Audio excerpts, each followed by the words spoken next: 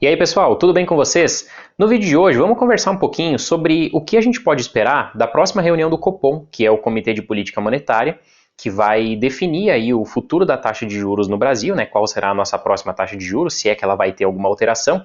E essa reunião vai acontecer nos próximos dias 21 e 22 de março, dessa semana que nós estamos começando agora. Essa reunião está sendo muito aguardada por todo o mercado e também muito aguardada aí pelo Poder Executivo, pelo governo federal do Brasil. Mas por que será que uma reunião que acontece normalmente a cada 40 dias, né, ela já tem as datas definidas para acontecer sempre a cada 40 dias, está tendo uma expectativa tão grande por trás? No vídeo de hoje a gente tem que entender um pouquinho melhor isso, é isso que eu me proponho a trazer aqui para vocês com esse vídeo. Mas antes da gente seguir para o vídeo, já deixa o like aí, se inscreve no canal caso ainda não seja inscrito, porque isso me ajuda muito a continuar trazendo conteúdo por aqui. E agora vem comigo.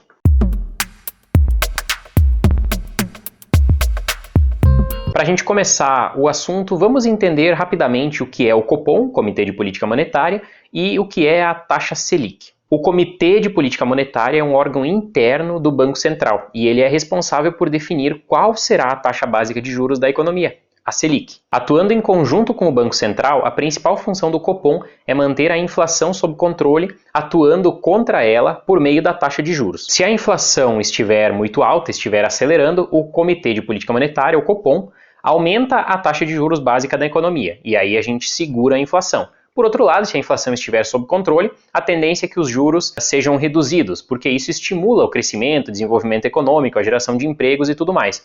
Para um assunto mais detalhado sobre essa questão de taxa Selic, taxa de juros, né, e desenvolvimento econômico, enfim, tem um outro vídeo que eu já falei sobre esse assunto. Aqui eu só vou pegar os pontos principais. Atualmente, a taxa Selic está em 13,75% ao ano, o que é uma taxa bem elevada.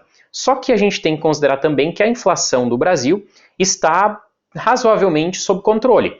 Principalmente se a gente comparar o Brasil com outros países do mundo, inclusive países economicamente mais poderosos do que o Brasil. A nossa inflação ela está baixa comparada à média geral do mundo atualmente, muito em função dos problemas que o mundo todo passou em virtude da pandemia do coronavírus e a recuperação econômica que não está sendo fácil em lugar nenhum. E com o Brasil é a mesma coisa. O IPCA, que é o Índice de Preços ao Consumidor Amplo, que a gente utiliza para medir como está sendo a inflação, dos últimos 12 meses, né, o acumulado dos últimos 12 meses no Brasil até o último mês de fevereiro foi de 5,6%.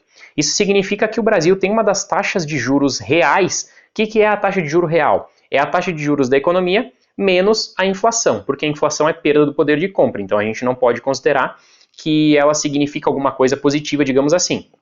Mas se a gente considerar os 13,75 menos os 5,6% de inflação dos últimos 12 meses, a gente tem uma taxa de juros real aí de 8,15% ao ano, né? A gente tem uma rentabilidade positiva de 8,15% ao ano, o que é um dos maiores juros reais do mundo. Isso atrai investimento internacional. Por quê? A pessoa que está num outro país, por exemplo, nos Estados Unidos, procurando mercados emergentes para fazer uma alocação de recursos, né, para fazer um investimento, ela olha para o Brasil, encontra uma taxa bem interessante, uma inflação razoavelmente controlada, por mais que tenha ultrapassado, extrapolado as metas de inflação, ela está sob controle comparado a outros países, inclusive comparado aos Estados Unidos. O Brasil está com menos inflação do que os Estados Unidos, por incrível que pareça. Então o cara olha para essa taxa de juros real que a gente tem e ele acredita que é uma boa, então ele manda dinheiro para cá. Esses dólares que estão entrando na nossa economia, né, pode ser dos Estados Unidos, pode ser de outro país, mas de maneira geral, quando a gente trabalha com investimento internacional, a moeda é o dólar, né, o dólar é a moeda de transações mundiais, então esses dólares que entram na nossa economia também ajudam a manter o câmbio sob controle. Isso, consequentemente, também ajuda a manter a inflação sob controle novamente. É todo um sistema muito complexo, esse econômico que a gente tem, né? Então, tudo está muito relacionado. Por outro lado, existe um problema relacionado a uma taxa de juros elevada, tão elevada, pelo menos, quanto a nossa está no momento, que é a dificuldade da economia respirar, a dificuldade da roda da economia, como a gente fala, girar novamente, né? E por que isso acontece? Porque o custo do crédito se torna muito alto, né? Uma taxa de juros nesse patamar que a gente tem agora torna o custo de pegar dinheiro emprestado, por exemplo, muito elevado.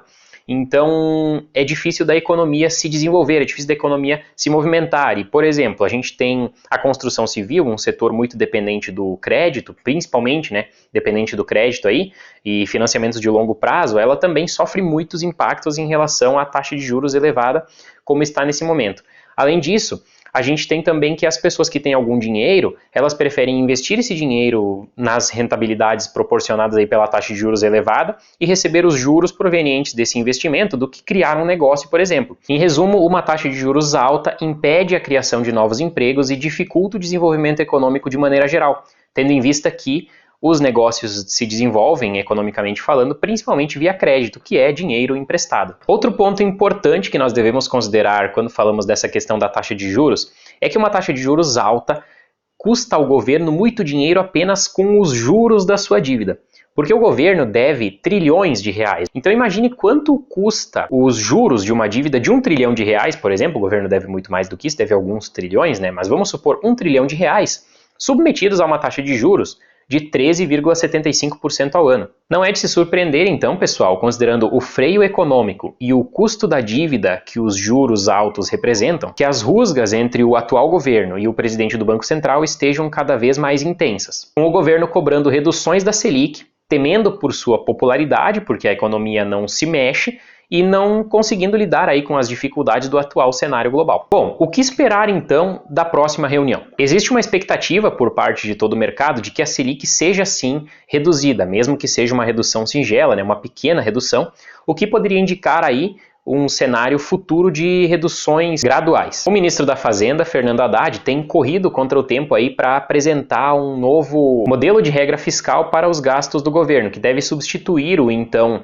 em funcionamento, que é o teto de gastos criado lá em 2016 no governo do então presidente Michel Temer, que limita os gastos do governo de acordo com a inflação que teve no ano anterior. Esse novo modelo que está sendo desenvolvido pelo Ministério da Fazenda está sendo chamado de arcabouço fiscal e é a chave para a redução ou não da taxa Selic. Basicamente, o que o governo precisa é convencer o Banco Central de que terá responsabilidade com os gastos, evitando o descontrole da inflação. Enquanto tudo isso acontece, a expectativa de inflação futura está subindo, enquanto a expectativa de crescimento do PIB para o futuro está caindo. Portanto, pessoal, a não ser que o governo consiga convencer a todos de que será responsável, as taxas de juros não cairão. Ao menos não na medida que o governo gostaria e também que a economia precisaria que caíssem para que voltasse realmente a respirar de forma adequada. Pessoalmente, não acredito que o governo atual possa ser realmente responsável com os gastos públicos, principalmente porque nós já conhecemos a política petista. Além disso, uma série de promessas que o Lula fez durante a sua campanha dependem de um governo mais gastão.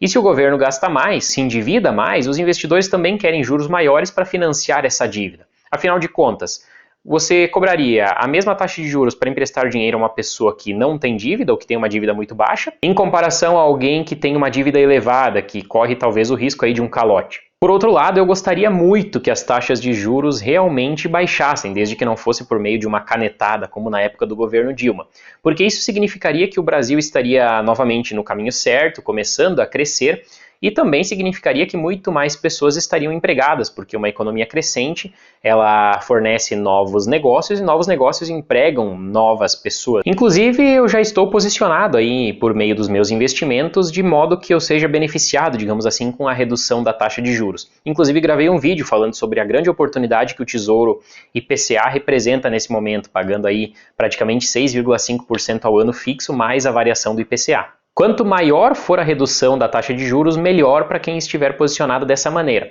Mas eu, infelizmente, não acredito muito no Brasil para o longo prazo e por isso eu estou sempre tentando buscar a dolarização do meu patrimônio e recomendo que vocês façam, evidentemente, a mesma coisa. E você, o que pensa sobre tudo isso? Acredita que a taxa vai ficar como está ou acredita que ela vai realmente passar por uma redução nessa próxima reunião do Copom? Me conta aí embaixo nos comentários. E para o vídeo de hoje, o que eu tinha a falar para vocês era isso. E se ainda não deixou o like e se inscreveu no canal, a hora é agora. Repetindo, isso me ajuda muito a continuar produzindo conteúdo por aqui. Até um próximo vídeo. Tchau, tchau.